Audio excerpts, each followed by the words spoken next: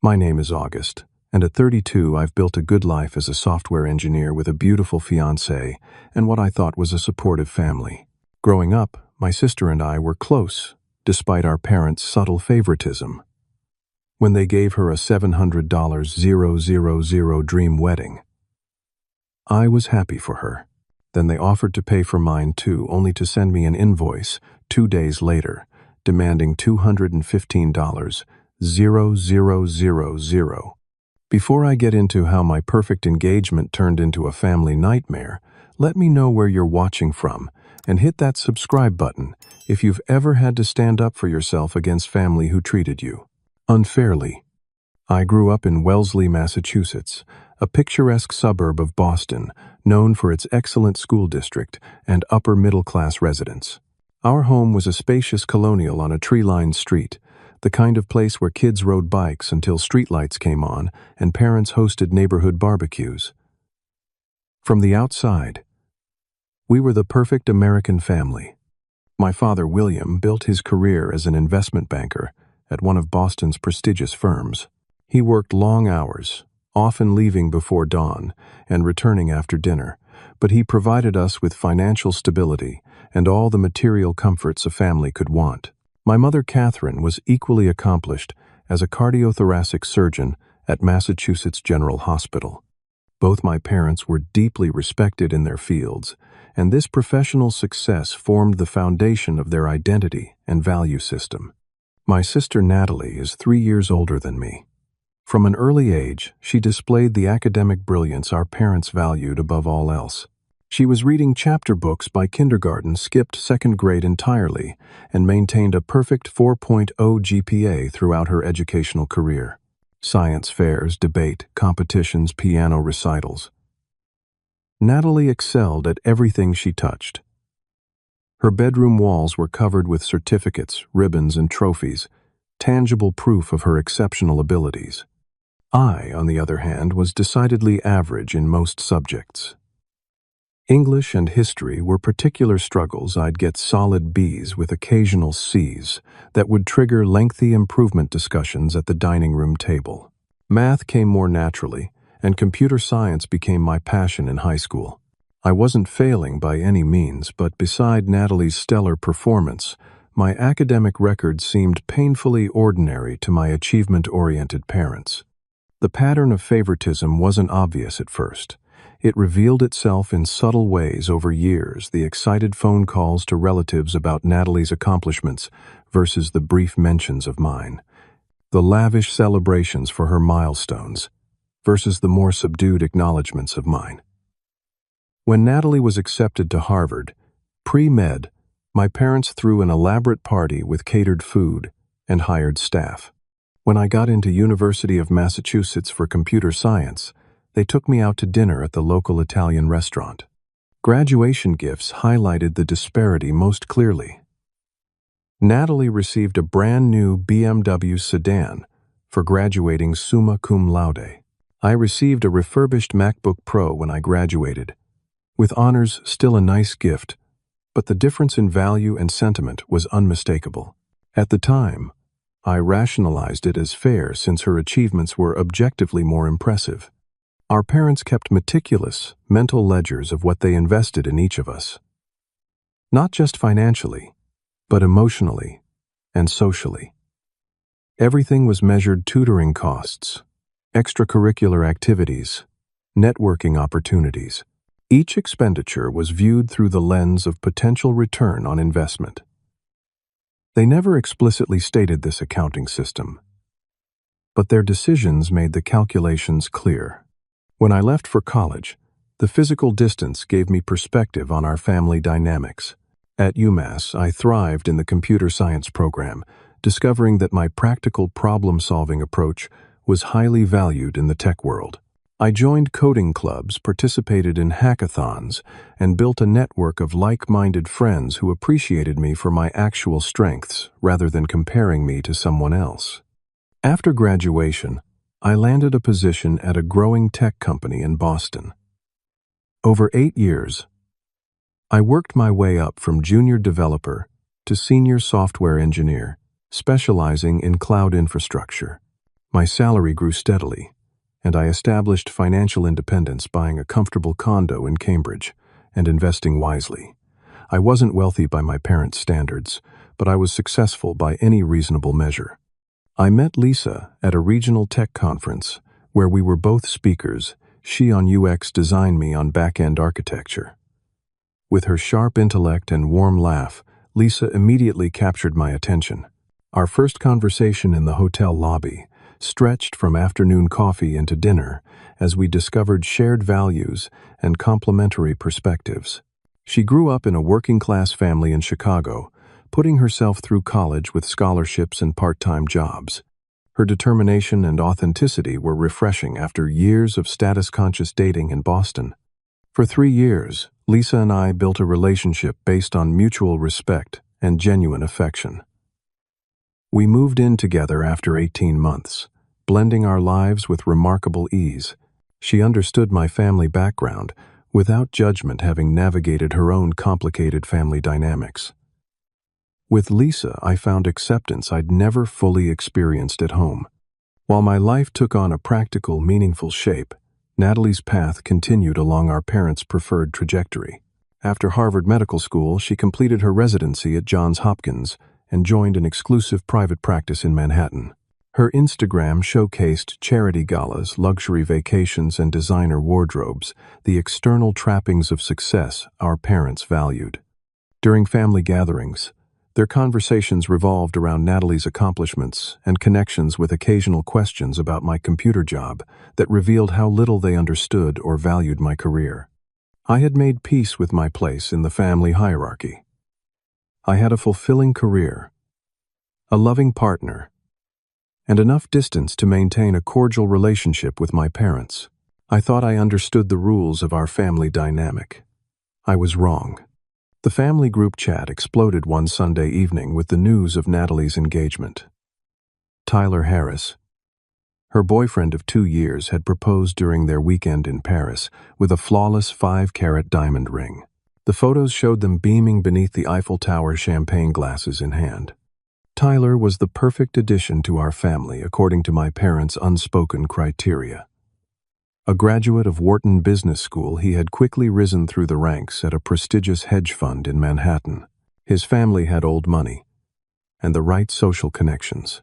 During the few times I'd met him, Tyler seemed pleasant enough, if somewhat preoccupied with status symbols, his watch collection, his Hamptons summer home, the private jet his firm occasionally provided.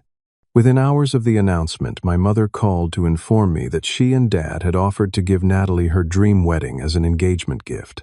"We're just so proud of everything she's accomplished," my mother gushed.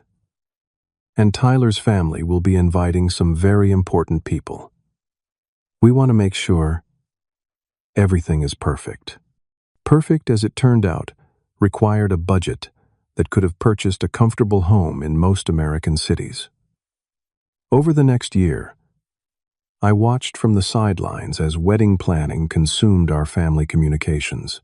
The venue was secured first, an exclusive 5-star resort in Napa Valley with panoramic vineyard views. The initial deposit alone was $50,000 to reserve the entire property for a weekend in June. Natalie hired Serena James, a celebrity wedding planner whose client list included film stars and tech billionaires. Under Serena's guidance, the wedding evolved into a production that would rival royal ceremonies.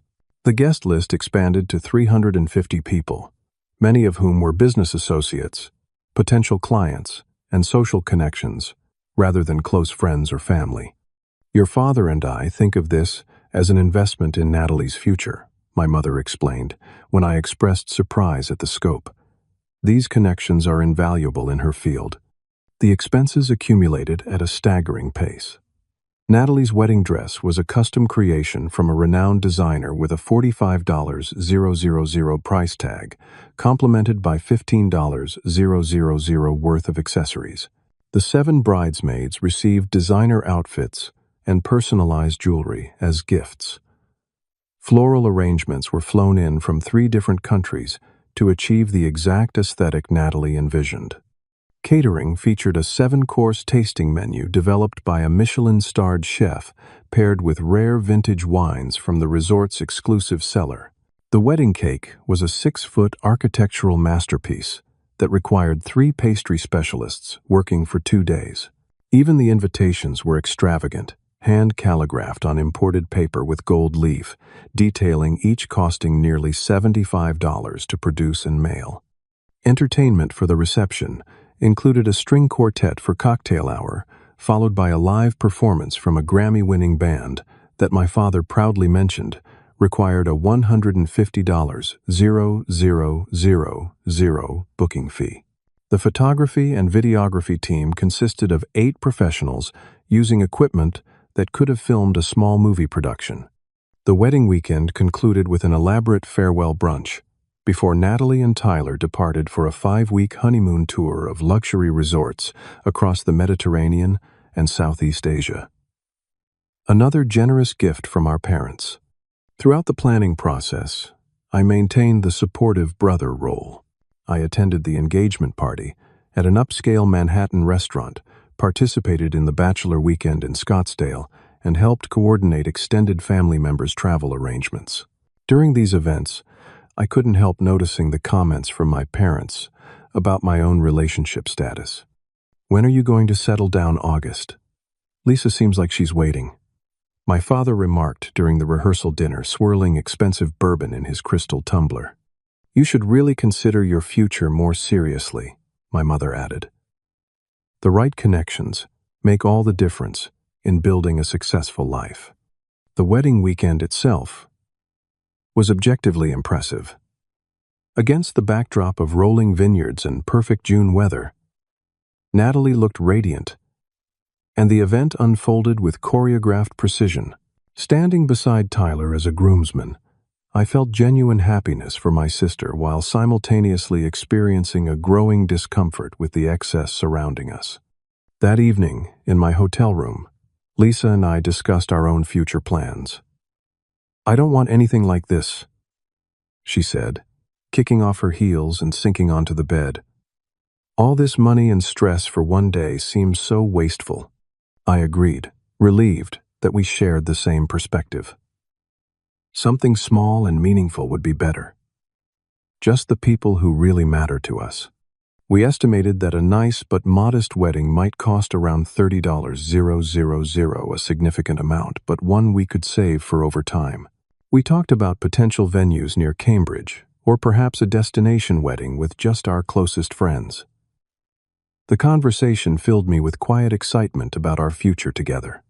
What I didn't realize then was how dramatically my sister's wedding would impact our own plans and my relationship with my family. As the final guests departed the Napa resort and the Instagram posts accumulated thousands of likes, I had no idea that the true cost of Natalie's perfect wedding would be paid by more than just my parents' bank account. 6 months after Natalie's wedding extravaganza, I asked Lisa to marry me. The proposal wasn't a grand production with photographers hiding in the bushes or a flash mob performance. Instead, it reflected our relationship authentic, personal, and meaningful. We had been planning a weekend hiking trip to the White Mountains in New Hampshire, one of our favorite escapes from city life. The autumn foliage was at its peak, painting the landscape in brilliant reds and golds. After a challenging climb up Mount Lafayette, we reached the summit, just as the clouds parted to reveal the spectacular panorama of the Presidential Range stretching before us. As Lisa stood taking photos of the view, I knelt behind her with the ring, a sapphire surrounded by small diamonds that I had designed with a local jeweler. When she turned around, her expression shifted from surprise to joy as I asked her to build our life together. Her yes echoed across the mountain vista, followed by laughter and tears as I slipped the ring onto her finger with slightly trembling hands. That evening in our cozy lodge room over a bottle of champagne, I'd secretly packed in my backpack, we began dreaming about our wedding. We agreed that we wanted something that truly represented us, thoughtful rather than flashy, intimate rather than impressive. I'd rather spend money on buying a house together than on a single day of celebration, Lisa said, examining her ring in the firelight. Something simple with the people we care about most. I nodded, relieved that we were aligned in our priorities. I've been saving for a down payment already. I think we can do both. Have a nice wedding and start our married life without financial stress. Over the next few weeks, we developed a practical budget of $30,000 for our wedding, which we planned to hold the following fall. We each committed to setting aside a portion of our salaries, supplemented by some investments I would liquidate when the time came. The planning process felt like our first major project, as a soon-to-be married couple, collaborative, rational, and focused on long-term happiness rather than momentary impressions. We hadn't expected any financial assistance from our families. Lisa's parents, though, incredibly supportive emotionally, had limited means as public school teachers in Chicago. And while my parents certainly had resources, I had long since stopped expecting equal treatment to what Natalie received. The independent approach felt right to us anyway, building our celebration on our own terms. When my parents invited us to dinner at their country club 3 weeks after our engagement, I assumed it was simply to celebrate our news. Lisa wore an elegant but simple navy dress, and I could see my mother noting the contrast to the designer labels Natalie typically displayed. Still, they were gracious hosts, ordering champagne and offering warm congratulations. It wasn't until dessert arrived that my father cleared his throat and made the unexpected offer. "Your mother and I have been discussing your wedding," he began, setting down his espresso cup. "We'd like to help you with the expenses just as we did for Natalie." I nearly choked on my chocolate mousse. "That's very generous, but really not necessary. We've already worked out a budget we're comfortable with." "Nonsense," my mother interjected. "It's important to us that both our children have beautiful weddings. We insist."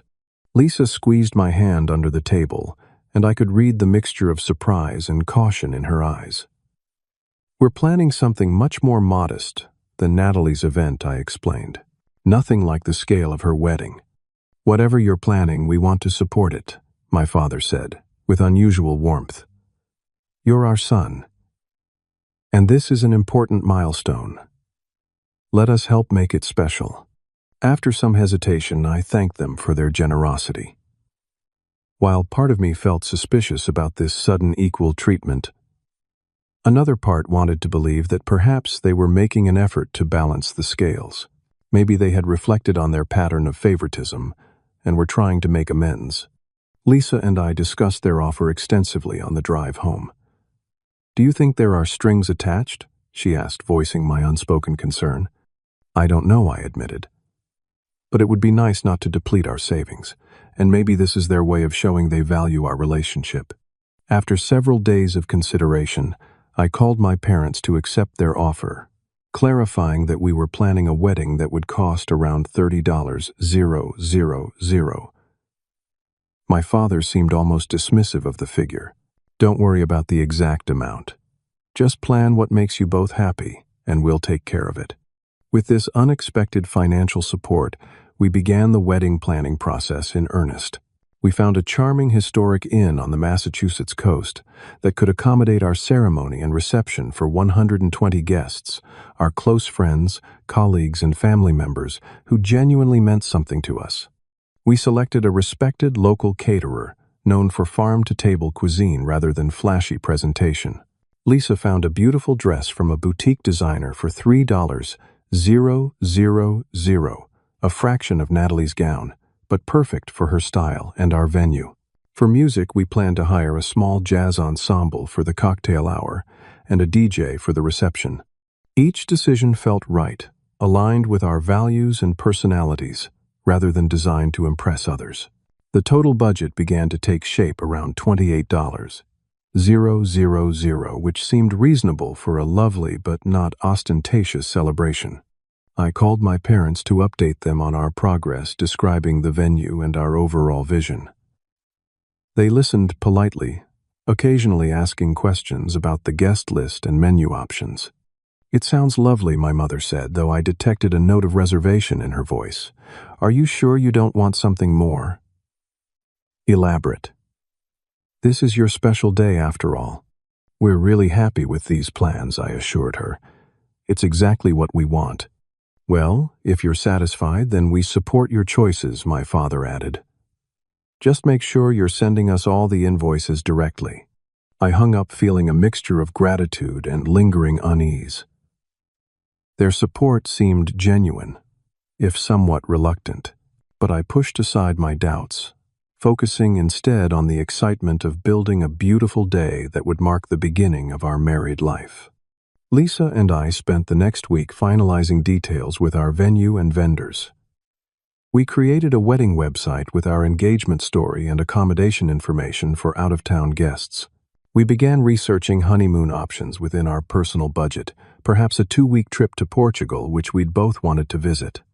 Everything was falling into place, and I allowed myself to believe that this was a new chapter in my relationship with my parents. One where they recognized and valued my choices even if they differed from Natalie's for my parents. I had no idea that their apparent generosity was about to reveal its true nature in the most painful way possible. 2 days after confirming with my parents that they would cover our wedding expenses, I was working from home when an email notification appeared on my screen. The sender was my father's executive assistant, and the subject line read, "Wedding Financial Agreement. Action Required." Curious. I opened the email to find a formal message. Dear August, attached, please. Find the financial agreement regarding your wedding expenses as prepared by your parents. They request that you review, sign, and return the document within 5 business days. Regards, Patricia Collins, Executive Assistant, to William Turner. My initial confusion quickly turned to disbelief as I opened the attached PDF. It wasn't a simple agreement to pay for wedding costs. It was a detailed invoice with multiple line items and a formal letterhead from my father's home office. The document began with a brief preamble stating that William and Catherine Turner were pleased to assist with wedding expenses subject to the terms outlined below. What followed was a meticulously formatted breakdown. Wedding expense. Coverage $30. 0000. Investment reconciliation fee. $65. 0000. Family equity adjustment. $120. 000. Total due $215. 0000. Below the financial summary was a payment schedule requiring a 50% deposit within 30 days, and the remaining balance due 2 weeks before the wedding date. The document included wire transfer information from my father's personal account and a signature line where I was expected to acknowledge my acceptance of these terms. My hands were shaking as I scrolled down to read the accompanying letter. August. Your mother and I have given considerable thought to how we can support your wedding in a manner that is both generous and equitable. As you know, we provided Natalie with a wedding gift of approximately $700, reflecting our pride in her achievements and the standard of celebration appropriate to her social and professional position. In evaluating our parental investments over the years, we've identified a significant disparity in financial support between you and your sister. This is primarily due to Natalie's educational excellence, private tutoring, Harvard tuition, medical school, etc., and her consistent choice of activities and associations that yield appropriate returns on investment. While we are prepared to contribute the estimated $30,000 for your wedding expenses, financial responsibility requires that we address the imbalance in our overall family investments. The investment reconciliation fee represents the difference in educational and professional development costs we've provided to Natalie that you did not require or pursue.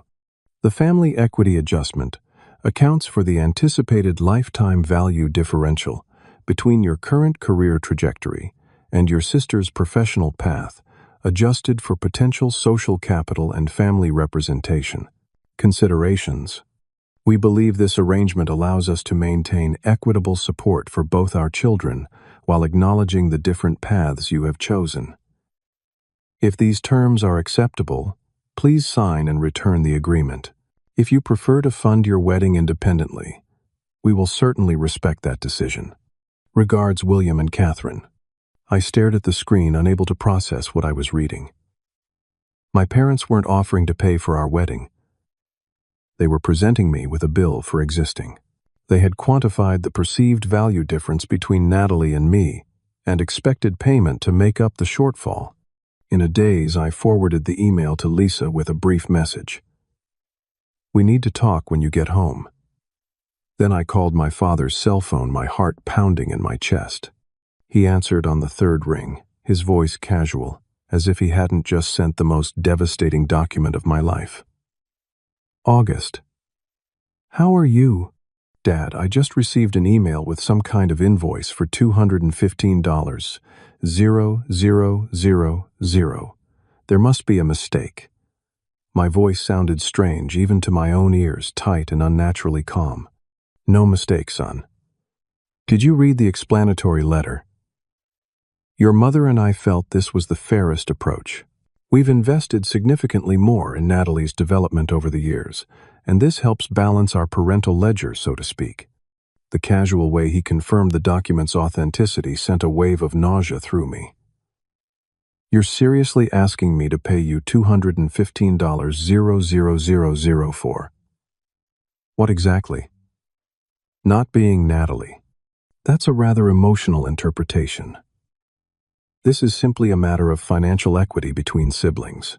Natalie has consistently maximized the investments we've made in her future. We're offering to pay for your wedding just as we paid for hers. The additional fees reflect the differential in overall parental investment. So you're charging me for having different career goals and life choices than my sister." My voice was rising now, the shock giving way to anger. "You gave her a $700, 000 wedding as a gift, and you're sending me an invoice." My father's tone remained frustratingly businesslike. "August, we raised both of you to understand value and return on investment. Natalie pursued the educational and social opportunities we provided to their fullest potential. You chose a different path, which is your right. But surely you understand that parental resources aren't unlimited, and equitable distribution requires accounting for lifetime allocation." The conversation continued in this vein for nearly 20 minutes. Me growing increasingly hurt and angry, my father calmly defending their position as if we were discussing a routine business transaction rather than a relationship-shattering betrayal. My mother joined the call partway through, adding her clinical agreement to my father's points. "We thought you'd appreciate our transparency," she said. "Many families handle these matters through indirect means, like estate planning, but we've always valued direct communication." When I finally ended the call, I sat motionless at my desk, trying to comprehend what had just happened. The parents who had raised me, who had attended my graduations and sent birthday cards, had just reduced our relationship to a balance sheet where I was found wanting. They had calculated the worth of their children and determined that I owed them compensation for being the less valuable investment. When Lisa arrived home and read the email, her reaction shifted from disbelief to fierce protective anger. "This is emotional abuse disguised as financial planning," she said, holding me as shock gave way to tears. "No loving parent would ever do this. Ever." That night, as we lay awake discussing our options, I found myself mentally reviewing my entire childhood through this new lens. The investment perspective had always been there in the way my parents evaluated activities, based on resume potential and how they compared Natalie's achievements to mine, in their persistent questions about my career advancement and salary progression. I had spent my life believing I was loved, but not quite measuring up to expectations. Now I understood the truth was far worse. I was never seen as a son to love unconditionally, but as an investment that had underperformed. Lisa and I spent the weekend processing the invoice and what it revealed about my family. We canceled our other plans and holed up in our apartment, alternating between intense discussions and periods of stunned silence. By Sunday morning, we had moved through the initial shock to a place of painful clarity. "We need to decide how to respond," Lisa said, as we sat at our kitchen table, mugs of cold coffee between us. "What do you want to do?" I ran my hands through my hair, exhausted from 2 nights of minimal sleep. Part of me wants to tell them to go to hell. Another part is still trying to salvage something to explain why this is so wrong and hope they'll understand. Lisa reached across the table and took my hands. I know this is devastating, but I need you to consider something important. People who view relationships as transactional don't suddenly develop empathy when confronted. If your parents truly saw you as a son they love, rather than an investment, this invoice would never have existed. Her words landed hard, but truthfully. My parents weren't confused or misguided, they were operating exactly according to their values. The invoice wasn't a miscommunication. It was a clear statement of how they viewed family relationships. I think I know what I need to do, I said finally. I'm going to pay them. Lisa's eyes widened. Are you sure? That's a lot of money. And you don't owe them anything. I know. But if I don't pay, they'll hold it over me forever. Every interaction will include subtle or not so subtle references to their generosity and my ingratitude. If I pay the invoice in full, I buy my freedom from their balance sheet mentality. We spent the rest of the day analyzing our finances. Between my savings investments and a portion of the down payment fund we'd been building, I could cover the full amount. It would set back our house purchase plans by at least 2 years. But the emotional cost of remaining financially entangled with my parents seemed far higher. On Monday morning, I contacted my financial advisor and began the process of liquidating the necessary investments. He asked several concerned questions about the sudden withdrawal, and I found myself explaining the situation. I've been your advisor for 6 years, he said. After listening to my explanation, and I generally don't comment on clients' personal decisions, but I feel compelled to say this doesn't sound like a healthy family dynamic. Have you considered speaking with a family therapist before proceeding? His concern was touching, but my mind was made up. I appreciate that, Michael. But this isn't a misunderstanding that therapy can fix. This is a fundamental difference in how we view relationships. Over the next week, I gathered the funds while drafting and redrafting a letter to accompany the payment. Finding the right words was agonizing. How do you formally end a relationship with the people who raised you? Each version oscillated between raw emotional pain and cold professionalism, neither feeling quite right. Finally, I settled on a straightforward approach that avoided both begging for understanding and attacking their character. William and Catherine, I am enclosing payment in full for the invoice you sent regarding my wedding and the family equity adjustment. While I fundamentally disagree with the premise that parent-child relationships should be governed by return on investment calculations, I am honoring your terms to ensure there are no outstanding obligations between us. With this payment, I consider our financial relationship terminated. Lisa and I will be proceeding with our wedding plans independently. We will not be accepting any future financial assistance, and we ask that you respect our decision to distance ourselves from family dynamics that reduce people to balance sheet entries. Please consider this the final transaction between us. August. I arranged for a certified bank check and sent it via courier service with signature required delivery. The tracking notification confirming receipt arrived while I was in a work meeting. Seeing the digital signature of my father's assistant, I felt an unexpected wave of lightness, as if a weight I hadn't fully recognized had been lifted from my shoulders. That evening, Lisa and I enacted the next phase of our plan. We blocked my parents' phone numbers, email addresses, and social media accounts. I drafted brief messages to a few close friends, explaining that I was taking a step back from my relationship with my parents and might need support in the coming months. Lisa contacted our wedding venue and vendors to update the billing information and remove my parents from all communications. The practical actions helped ground me during what was otherwise an emotionally turbulent time. Each step was painful but necessary, like cleaning and bandaging a deep wound. The injury was still there, but I was taking steps to prevent further damage. "Are you sure you want to do this?" Lisa asked, as we finalized the changes.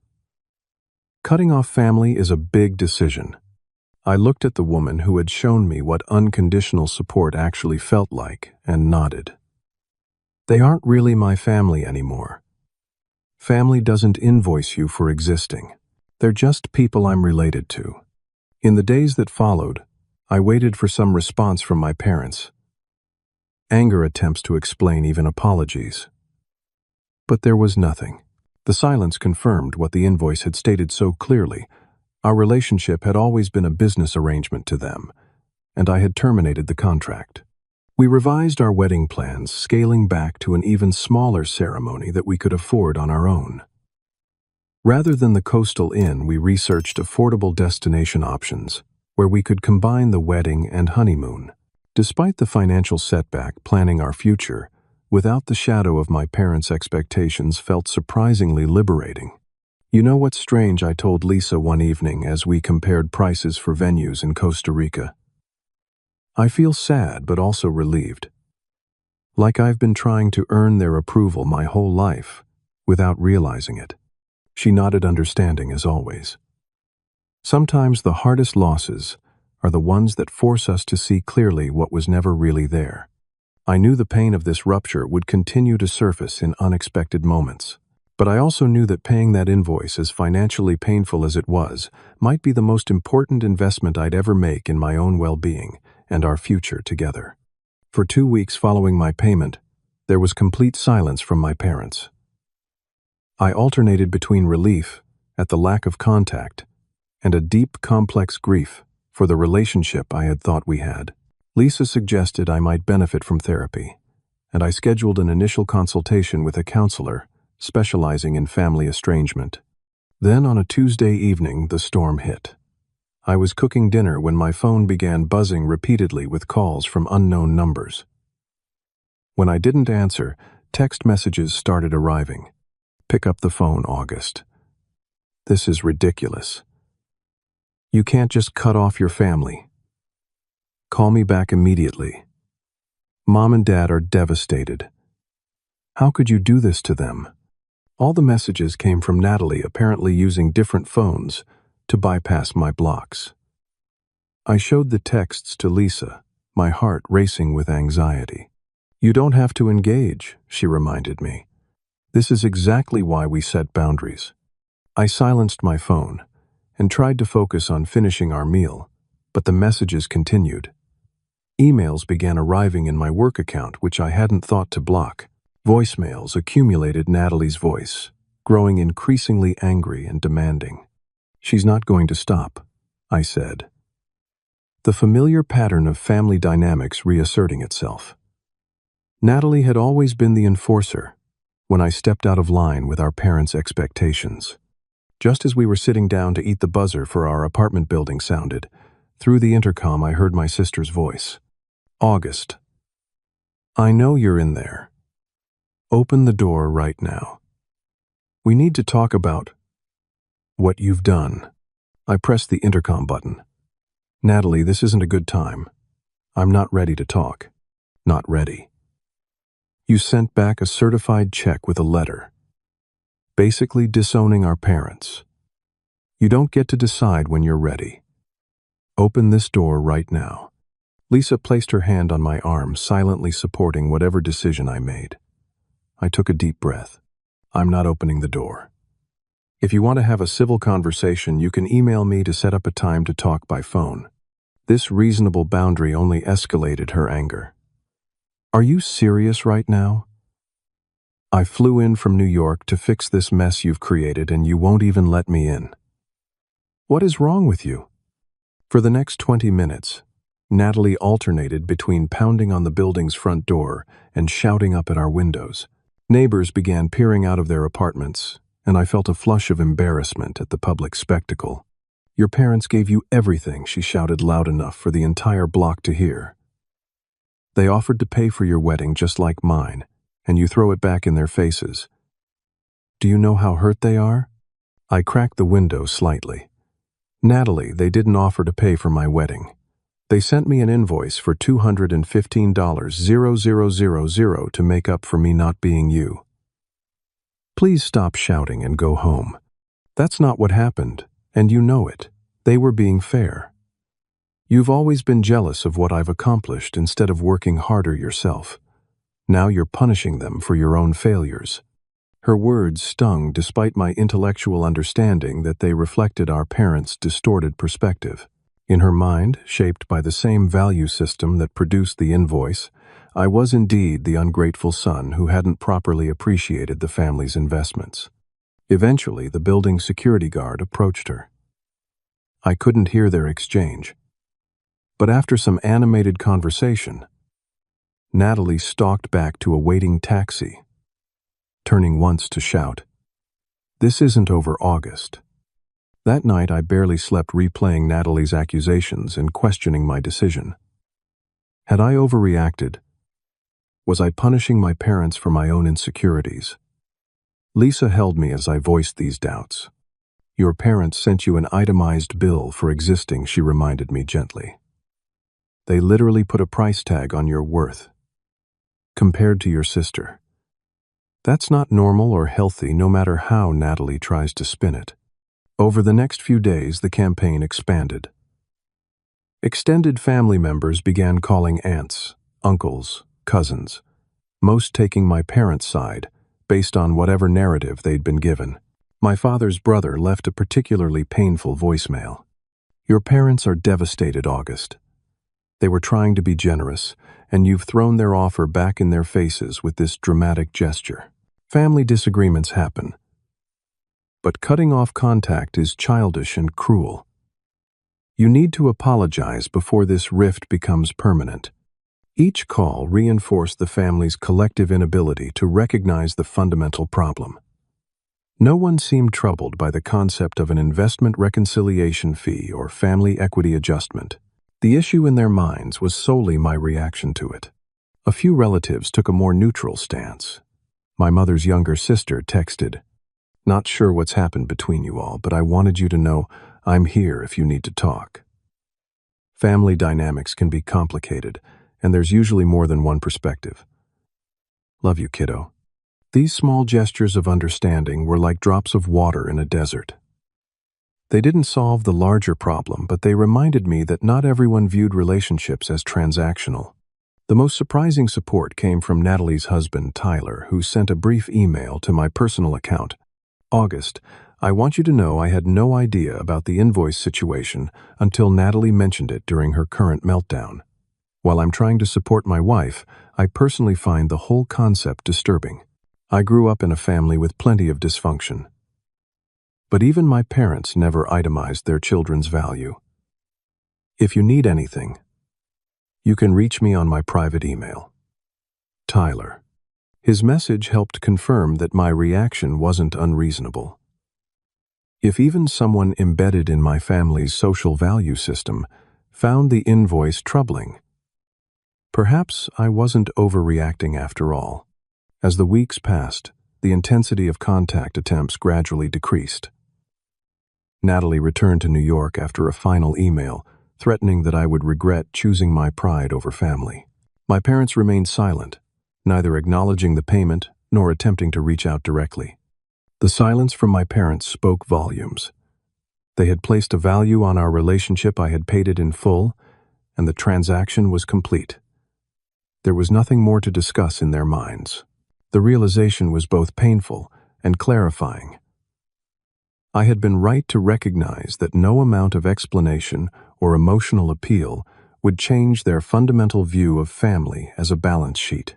Lisa and I continued planning our scaled-back wedding, finding unexpected joy in creating a celebration that truly reflected our values rather than external expectations. The guest list shrunk to just 25 people, truly close friends, and the few family members who had shown understanding during the estrangement. Sometimes it takes losing what you thought you had to make room for what you actually need, Lisa said one evening as we addressed invitations at our dining table. Looking at the small stack of envelopes containing the names of people who genuinely cared about us, I realized she was right. 6 months after paying my parents' invoice, Lisa and I stood barefoot on a beach in Costa Rica, exchanging vows as the sun began its descent toward the Pacific horizon. Around us stood a semicircle of 25 people who truly loved and supported us, close friends who had flown thousands of miles, Lisa's parents who had welcomed me into their family without conditions, and 3 relatives from my side who had chosen understanding over blind family loyalty. The ceremony was simple but profoundly meaningful. We wrote our own vows promising honesty, partnership, and the creation of a home where love wasn't measured by achievement or status. Lisa's father officiated, his voice catching as he spoke about the privilege of witnessing a union based on genuine respect and affection. The reception took place at a local restaurant overlooking the ocean, with lanterns swaying in the gentle evening breeze and local musicians playing acoustic guitars. Instead of elaborate centerpieces or a multi-tiered cake, we had family-style meals of fresh seafood and tropical fruits, followed by dancing under the stars. The entire celebration cost less than $15. 000, a fraction of what we'd originally planned, and a tiny percentage of Natalie's extravaganza. Yet, as I looked around at the genuine joy on everyone's faces, I realized we had created something far more valuable than an impressive social event. We had built a celebration that reflected our authentic selves, and surrounded ourselves with people who cherished us for who we were not, what we represented or achieved. Lisa's parents had been extraordinary throughout the process. When they learned about my parents' invoice and our decision to pay it, they were appalled but never judgmental. They offered financial help, which we gently declined, but their emotional support was invaluable. Margaret and Robert Garcia showed me what parental love actually looked like. Consistent, unconditional, and respectful of boundaries. "We're so proud to have you join our family," Margaret told me during the reception, embracing me with tears in her eyes. "Not because of your job or your accomplishments, but because of how you love our daughter and the good man you are." Returning to normal life after the wedding, Lisa and I established new routines and traditions that honored our chosen family connections while maintaining firm boundaries with my biological family. Thanksgiving was spent with the Garcias in Chicago. For Christmas, we hosted a gathering of friends who didn't have local family. We built a life rich in genuine relationships that had nothing to do with status or achievement. My career continued to flourish, ironically. Without the constant background pressure to measure up to my family's expectations, I found new creative energy for my work. 8 months after the wedding, I received a significant promotion to lead architecture engineer with a substantial salary increase and equity package. Occasional messages still arrived from Natalie. Each time her name appeared in my inbox, my stomach would tighten. But the content grew less confrontational over time. Her final email, sent nearly a year after our doorstep confrontation, struck a different tone. August. "I still don't fully understand your reaction to Mom and Dad's offer, but Tyler has helped me see that different families have different ways of showing love. Maybe ours wasn't always the healthiest. I miss having my brother in my life. If you ever want to talk, I'm open to listening better than I did before." I didn't immediately respond, discussing the message with both Lisa and my therapist first. The weekly therapy sessions had been transformative, helping me understand that my parents' transactional approach to relationships wasn't normal or healthy, and that their inability to value me unconditionally wasn't a reflection of my worth. My parents made one attempt to reconnect, sending a large check as a wedding gift 6 months after the ceremony. I returned it unopened with a brief note reiterating my wish for no financial exchanges between us. There was no response, further confirmation that without the language of money, they had no way to communicate with their son. The hardest moments came during traditional family milestones. The first holiday season after the estrangement was particularly challenging, filled with memories and ingrained expectations. Lisa and I decided to create entirely new traditions instead of trying to replicate or replace family gatherings. We volunteered at a local shelter on Thanksgiving morning, then hosted an orphan's dinner for friends without local family. For Christmas, we took a short trip to Montreal, exploring a winter wonderland and making fresh memories untainted by family dynamics. Through therapy, I came to understand that grief for the family relationship I thought I had was normal and healthy. My therapist, Dr. Rivera, helped me see that mourning this loss didn't mean I had made the wrong decision. You're not grieving the actual relationship, she explained, during one particularly difficult session. You're grieving the relationship you deserved, to have the unconditional love that every child should receive from their parents. It's okay to feel that loss deeply. This framework helped me process the complex emotions without second-guessing the boundaries I had established. I could honor the pain while still recognizing that the distance was necessary for my well-being. Lisa and I eventually resumed our house hunting process, adjusting our expectations and timeline to account for the financial setback. 2 years after paying my parents' invoice, we purchased a modest but charming 3-bedroom home in a family-friendly neighborhood. Not the larger property we had originally envisioned, but a perfect space to build our future, together. As we painted walls and arranged furniture in our new home, I reflected on the strange journey that had brought us here. Paying that invoice $215,000 for the crime of being myself had been financially devastating but emotionally liberating. It had forced me to confront the painful reality that my parents' love had always been conditional based on performance and perceived value rather than simply existing as their son. Yet that realization, however painful, had freed me to build a life based on authentic connections and genuine values. I no longer measured my worth by my parents' balance sheet or compared myself to Natalie's achievements. I had learned that real family, whether biological or chosen, doesn't invoice you for being who you are. On our first anniversary, Lisa and I sat on the back deck of our new home, watching fireflies illuminate the early summer evening. "Do you ever regret it?" she asked quietly. "Paying that money and cutting ties." I considered the question carefully. I regret that it was necessary. I regret that my parents couldn't love me without calculating my value. But I don't regret establishing the boundary. That invoice was the most expensive thing I've ever paid for, but it bought me something priceless, the freedom to define my own worth. Building a life based on genuine love, rather than transactions, has been the most rewarding journey. I've learned that family isn't determined by DNA, but by who shows up with unconditional support. Sometimes the healthiest thing we can do is recognize when a relationship is broken beyond repair and invest our energy in connections that nurture rather than diminish us. If you've ever had to make difficult choices about family relationships, I'd love to hear your experiences in the comments. How did you know when to set boundaries? And what helped you move forward?